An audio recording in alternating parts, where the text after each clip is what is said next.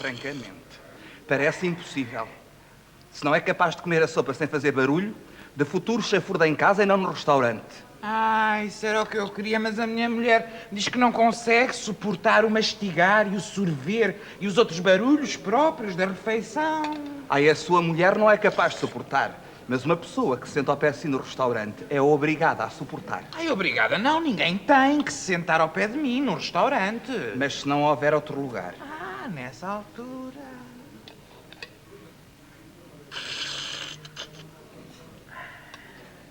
Veja só, que sensível que o seu guarda me saiu. Então o seu guarda não anda pela rua, não ouve os barulhos da rua, as buzinas dos automóveis, o barulho dos aviões. Não vai comparar o barulho dos aviões com o barulho que o senhor faz a comer. Pois não, é 1000 vezes maior. Veja só, que caprichoso que o seu guarda me saiu. Então, o barulho da rua, as buzinas dos automóveis, o barulho dos aviões não o incomodam e o movimento da minha boquinha a comer enerva-o. Um avião zumbi. É um barulho mecânico produzido por uma máquina. Claro. Não vai exigir que eu me ponha a zumbir enquanto como. Isso não é possível. Veja só. Que sensível que o seu guarda me saiu aos barulhos. Olha, ouviu? Aquele senhor além assoou-se. Porquê é que não se queixa com o barulho que as pessoas fazem quando se assoam? Não posso proibir aquele senhor além de se assoar. Não pode. Mas a mim quer-me proibir de comer. De comer, não. Mas o barulho que o senhor fez irritou-me com razão. Jesus Maria José. Santinho. O que quer dizer com essa estupidez? Ora essa... Quando uma pessoa espirra, se a outra é bem educada, deve dizer-lhe santinho. Acho essa muito engraçada. Então, para o barulho do nariz, que é uma coisa que nem sequer é lá muito higiênica, o senhor diz santinho e os movimentos da refeição enervam. Desculpe. Quê? Desculpe o barulho que estou a fazer. Faça lá os barulhos que quiser. Eu não sou tão infantil como o senhor. Não vou agora enervar com os barulhos que o senhor faz. Oh, ouça lá, tenha maneiras. Porte-se, mas é como deve ser. O que é que eu hei de fazer se tenho um arrodo? É uma questão de ar a mais. Deixe lá sair o ar por onde quiser, mas não na minha presença.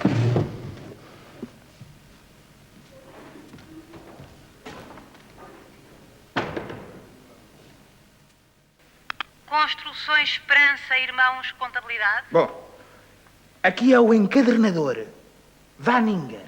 Bom, eu só queria informar a firma Esperanças Irmãos que eu acabei agora com os livros e que os ia agora transportar agora para aí, quer dizer, para a firma de vocês e queria, portanto, perguntar se também devia meter a continha também juntamente com eles. Bom. Aqueles livros ficaram finalmente prontos? Exatamente. Ouça, então podia mandá-los amanhã de manhã?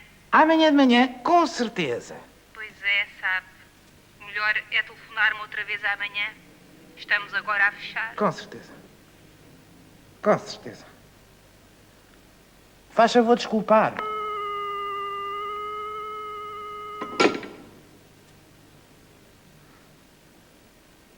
Bando de cagalhões.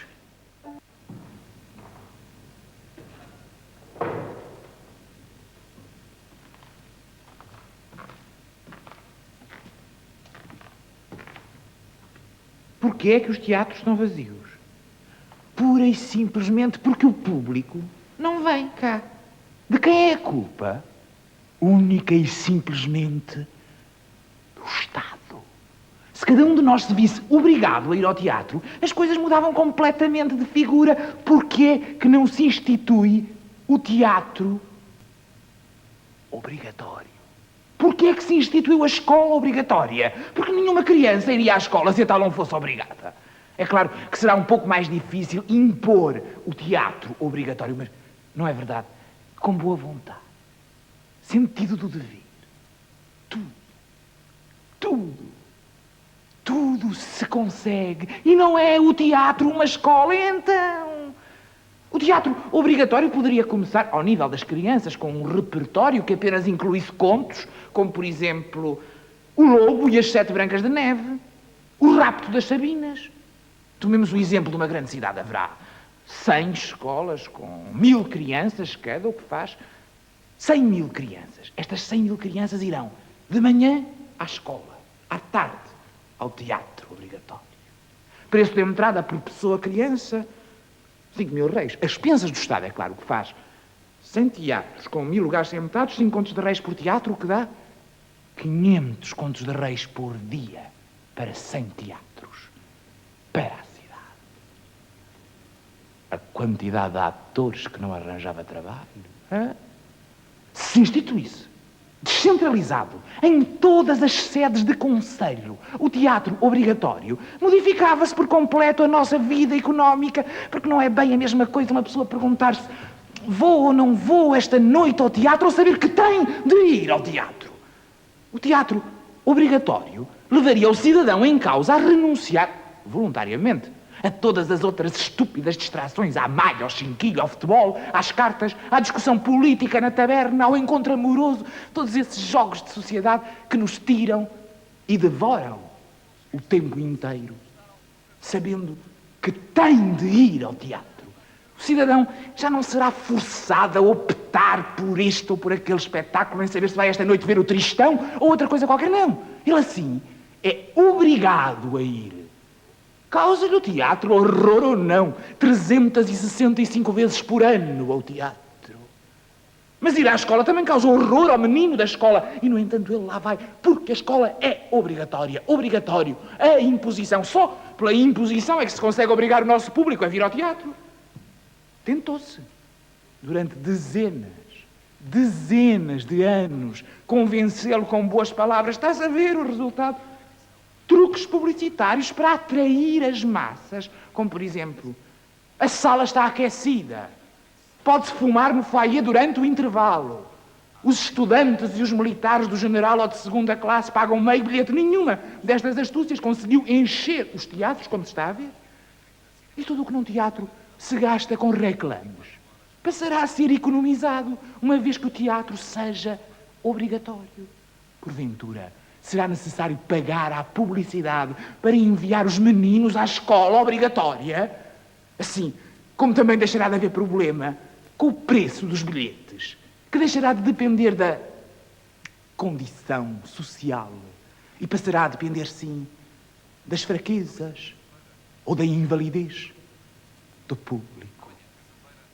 Da primeira à quinta fila, os surdos e os míopes. Da sexta à décima, os hipocondríacos e os neurasténicos. Da 10ª à 15ª, os doentes da pele, os doentes da alma. Nas frisas, nas galerias, nos camarotes, os reumáticos e os asmáticos.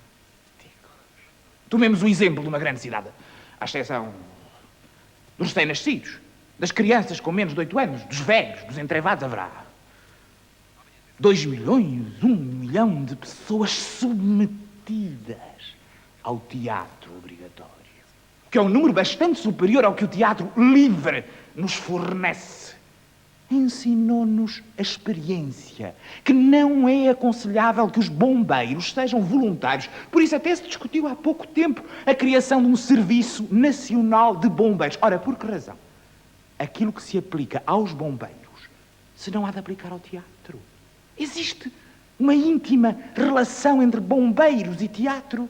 Eu, que ando pelos bastidores dos teatros há tantos anos, nunca vi, nem montei uma única peça que não tivesse um bombeiro presente na sala. O teatro obrigatório, universal, que nós propomos, o TOU, chamará, numa grande cidade, 2 milhões de espectadores ao teatro. Ou seja, para isso é necessário que existam 20 salas com 100 mil lugares. Ou 40 salas com 50 mil lugares. Ou 160 salas com 12.500 lugares. Ou 320 salas com 6.250 lugares. Ou 640 salas com 3.125 lugares. Ou 2 milhões de teatros com um único lugar. É preciso uma pessoa ser ator para saber a força que daí nos pode advir quando o ambiente de uma sala acunha com um público, digamos, 50.000 pessoas, nos arrebata.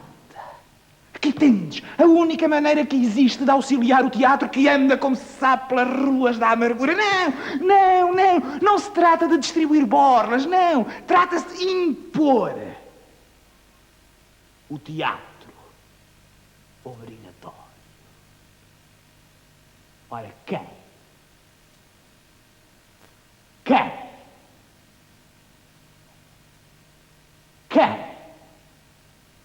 poderá impor?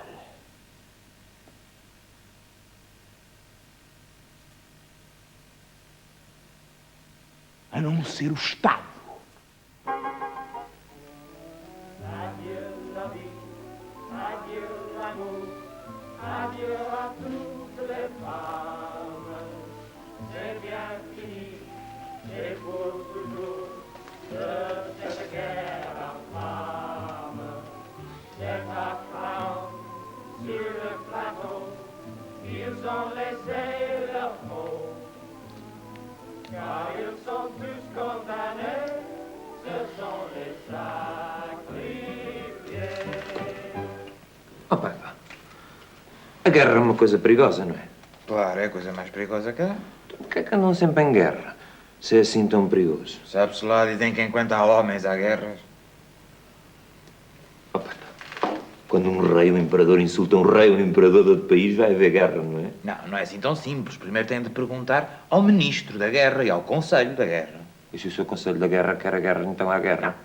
Não é assim tão simples. Primeiro tem de reunir a Assembleia Nacional e os partidos decidem da paz ou da guerra. São partidos como os casamentos ricos. Ai, puto estúpido, são partidos políticos eleitos pelo povo. Então também se pergunta ao povo se queremos a guerra ou não. Ok, ao povo não se pergunta, o povo são os partidos. 10 milhões de povo não cabiam na Assembleia Nacional. Por isso é que o povo tem os seus representantes. Pai do Max também é representante. Ok, esse é só representante de uma fábrica de cigarro. Então não te dá cigarros.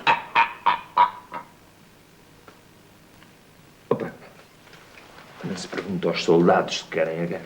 Ok, aos soldados não se pergunta. Os soldados têm de ir para a guerra quando a guerra é declarada. Exceto os voluntários. Os voluntários também têm que atirar na guerra? Não, os voluntários não têm que atirar. Os voluntários só atiram. Porque na guerra é preciso atirar. Afinal, sempre têm que atirar. Mas apenas voluntariamente. Opa, as bombas, os canhões e todo o material da guerra é o imperador quem manda fazer, não é? Claro. São caros, não são? Claro que são caros, custam muitos bilhões. Mas o imperador pode pagar nas comas, porque é rico. Claro que é rico. O imperador é o homem mais rico do país. Como é que ele ficou tão rico? O povo, graças aos impostos. Mas o povo do imperador não é rico. Não, mas a massa cria massa. Se, por exemplo, dos 10 milhões de habitantes, cada um pagar por ano 10 escudos, ao fim do ano, faz 100 milhões de escudos. 100 milhões de escudos são então do imperador? Não, são do Estado. Mas do Estado o imperador ainda recebe qualquer coisita. Se calhar só 10 milhões. No entanto, o suficiente para viver bem ele com a família dele. Milhões? Mas, opa, tu não ganhas tanto, pois não? Eu não ganho por ano nem 40 contos. Mas quando trabalhaste para o armamento, ganhavas mais, não foi? Foi, mas foi durante a guerra. Para ganhar alguma guerra não te calhava nada mal, pois não? Foi não, mas... O que é que dizes mais? Antes ganhar menos e viver em paz sempre é melhor. Oh, Pepa, se tu e os teus camaradas deixassem de trabalhar para o armamento, não havia armas, tínhamos sempre tempos de paz, sem armas não se pode fazer guerras. Nisso tens toda a razão. Mas os trabalhadores é que têm de tomar isso a peito. Porquê é que eles não fazem isso? Filho, tu ainda estás no teu verde. Tu não entendes isto, por mais que eu te explique.